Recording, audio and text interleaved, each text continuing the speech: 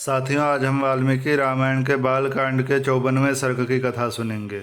इसमें कथा आती है कि वशिष्ठ जी से जब कामधेनु गाय को विश्वामित्र जी जबरदस्ती छीन कर ले जाने लगे तो कामधेनु गाय बहुत दुखी हो गई कि मैंने इन वशिष्ठ जी का कौन सा अपराध कर दिया कि उन्होंने मुझे त्याग दिया।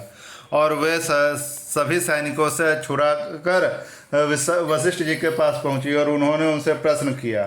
तो उन्होंने बताया कि राजा बहुत बलवान है और मैं इससे तुम्हारी रक्षा नहीं कर सकता। तो कामधेनु गाय ने स्वयं की रक्षा करने के लिए बहुत से सैनिकों को उत्पन्न किया और वे विश्वामित्र जी के सैनिकों को खत्म करने लगे। तो चलिए 54वें सर्ग की कथा सुनते हैं। श्री सीतारामचंद्राभ्याम नमः। श्रीमद् वाल्मीकि रामायणम बालकांडम चतुःपंचाशः सर्गः। विश्वामित्र का वशिष्ठ जी की गौ को बलपूर्वक ले जाना, गौ का दुखी होकर वशिष्ठ जी से इसका कारण पूछना और उनकी आज्ञा से शक, यवन, पहलव आदि वीरों की सृष्टि करके उनके द्वारा विश्वामित्र जी की सेना का संहार करना। श्री राम जब वशिष्ठ मुनि किसी तरह भी उस कामधेनु गौ को देने के लिए तैयार न हुए तब राजा विश्वामित्र उस चित्तकबरे रंग की धेनु को बलपूर्वक घसीट ले चले।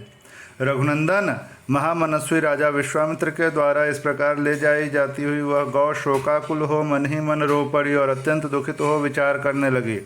अहो, क्या महात्मा वशिष्ठ ने मुझे त्याग दिया है, जो ये राजा के सिपाही मुझ दीन और अत्यंत दुखिया गौ को इस तरह बलपूर्वक ले जा रहे हैं। पवित्र अंतःकरण वाले उन महर्षि को मैंने क्या अपराध किया है कि वे धर्मात्मा मुनि मुझे निरपराध और अपना भक्त जानकर भी त्याग रहे हैं।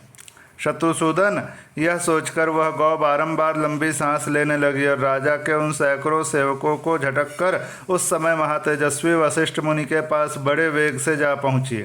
वह शबला गौ वायु के समान वेग से उन महात्मा के चरणों के समीप गई और उनके सामने खड़ी हो मेघ के समान गंभीर स्वर से रोती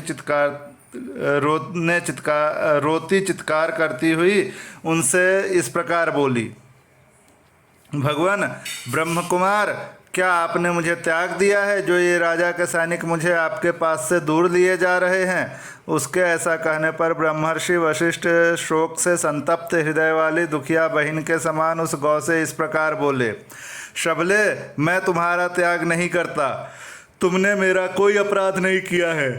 ये महाबली राजा अपने बल से मतवाले होकर तुमको मुझसे छीनकर ले जा रहे हैं। मेरा बल इनके सामने नहीं है। विशेषतः आजकल ये राजा के पद पर प्रतिष्ठित हैं। राजा क्षत्रिय तथा इस पृथ्वी के पालक होने के कारण ये बलवान हैं। इनके पास हाथी, घोड़े और रथों से भरी हुई यह अक्षौहिणी सेना है, जिसमें हाथियों के हौदों पर लगे हुए ध्वज सब ओर फहरा रहे हैं। इस सेना के कारण भी ये मुझसे प्रबल हैं। वशिष्ठ जी के ऐसा कहने पर बातचीत के मर्म को समझने वाली वह कामधेनु उन अनुपम तेजस्वी ब्रह्मर्षि से यह विनयपूर्वक बात कही। ब्राह्मण, क्षत्रिय का बल कोई बल नहीं है। ब्राह्मण ही क्षत्रिय आदि से अधिक बलवान होते हैं। ब्राह्मण का बल दिव्य है, वह क्षत्रिय बल से अधिक प्रबल होता है। आपका बल अप्रमेय है। महापराक्रमी विश्वामित्र आपसे अधिक बलवान नहीं है। आपका तेज दुर्धर्ष है। महातेजस्वी महर्षि, मैं आपके ब्रह्म बल से परिपुष्ट हुई हूँ, अतः आप केवल मुझे आज्ञा दे दीजिए। मैं इस दुरात्मा राजा के बल, प्रयत्न और अभिमान को अभी चूर्ण कर देती हूँ। श्री राम कामधेनु के इस प्रकार कहने पर महायशस्वी वशिष्ठ ने कहा, इस शत्रु सेना को नष्ट करने वाले सैनिकों की सृष्टि करो। राजकुमार, उनका वह आदेश सुनकर उस गौ ने उस समय वैसा ही किया। इसके हुंकार करते ही सैकड़ों पहलव जाति के वीर पैदा हो गए। वे सब विश्वामित्र के देखते देखते उनकी सारी सेना का नाश करने लगे। इससे राजा विश्वामित्र को बड़ा क्रोध हुआ। वे रोष से आंखें फाड़ फाड़ कर देखने लगे। उन्होंने छोटे बड़े कई तरह के अस्त्रों का प्रयोग करके उन पहलवों का संहार कर डाला। विश्वामित्र द्वारा उन सैकड़ों पहलवों को पीड़ित एवं नष्ट हुआ देख उस समय उस शबला गौ ने पुनः यवन मिश्रित शक जाति के भयंकर वीरों को उत्पन्न किया। उन यवन मिश्रित शकों से वहाँ की सारी पृथ्वी भर गई। वे वीर महापराक्रमी और महातेजस्वी थे। उनके शरीर की कांति स्वर्ण और केसर के समान थी। वे सुनहरे वस्त्रों से अपने शरीर को ढके हुए थे। उन्होंने हाथों में तीखे खड्ग और पट्टिश ले रखे थे।